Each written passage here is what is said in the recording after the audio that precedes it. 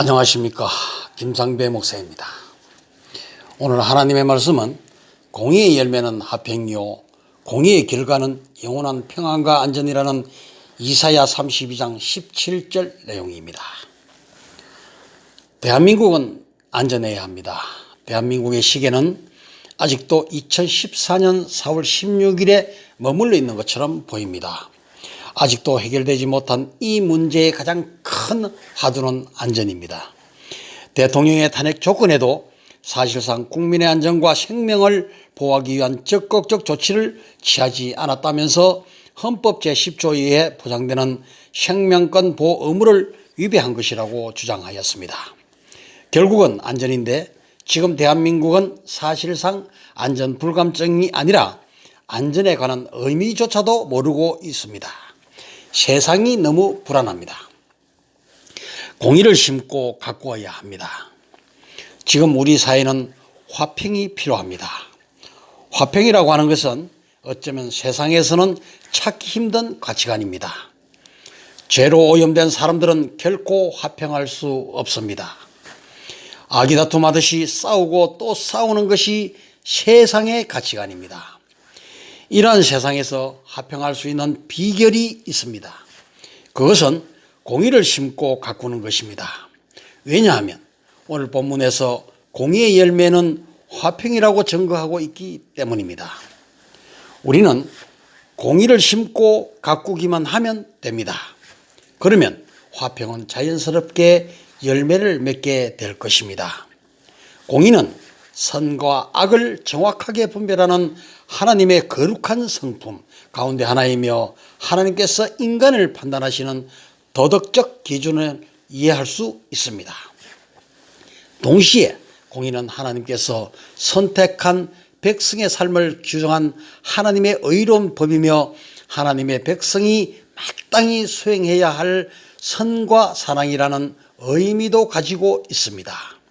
결국 우리가 심어야 할 공의는 하나님의 백성으로서 가져야 할 올바른 마음 자세나 삶의 태도를 의미합니다. 성도다운 성도가 되어야 한다는 것입니다. 저와 여러분이 하나님의 백성으로서 가져야 할 분명한 신앙생활을 하는 것이 공의를 심는 것이고 그것이 화평을 가져오는 것입니다. 그러므로 저와 여러분은 더욱더 정직해야 합니다. 모든 언행에 의혹이 있어서는 안 됩니다. 가정이나 교회나 어떤 모임에서의 재정적인 문제도 항상 투명해야 합니다. 그러한 정직한 삶이 곧 화평을 가져오는 것입니다. 공의의 결과물을 소망합시다. 오늘 본문은 공의의 결과는 영원한 평안과 안전이라고 말씀하십니다. 그러므로 우리가 소망해야 할 것은 순간적인 것이 아닙니다. 영원한 것을 추구해야 합니다. 한순간의 만족을 추구하기보다는 영원한 가치를 추구할 수 있어야 합니다. 이것이 진정한 평안과 안전이기 때문입니다. 공의를 심고 가꾸면 화평이라는 수확물이 있습니다. 우리가 화평이라는 열매를 거두게 되면 그 결과물로 주어지는 것이 영원한 평안과 안전이라고 하는 새로운 목적을 달성하게 하신다는 것이 하나님의 계획입니다. 저와 여러분이 돌아가야 할 곳은 영원한 평화와 안전이 있는 천국입니다. 이 땅을 살아가는 저와 여러분의 책임은 우리가 있는 이 세상을 작은 천국으로 만들어야 한다는 것입니다. 심령천국, 가정천국, 공동체 천국을 이루어야 합니다.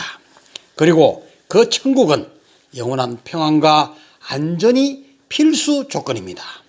우리의 가정이 안전하기 원하십니까? 영원한 안전을 바라보십시오. 다른 가정의 안전을 추구하십시오. 대한민국의 안전을 소망하십니까? 전 세계의 영원한 평안과 안전을 먼저 간구하십시오. 진정으로 영원한 평안과 안전이 필요합니까? 우리의 영원한 안식처인 주님 앞으로 나아가야 합니다. 그리고 우리 하나님께서 말씀하시는 천국의 가치관으로 공의를 잘 심고 잘 가꾸어서 열매를 맺게 하고 그 열매를 수확해서 나아가면 영원한 평안과 안전의 복과 상급이 하늘로부터 우리에게 주어지게 될 것입니다. 오늘도 우리의 자녀, 우리의 가정, 우리의 가족, 교회, 사회, 이 나라가 평안과 안전을 찾을 수 있도록 하나님을 섬기는 저와 여러분이 이 땅에 공의를 심고 가꾸는 복이 있기를 간절히 소망합니다. 감사합니다.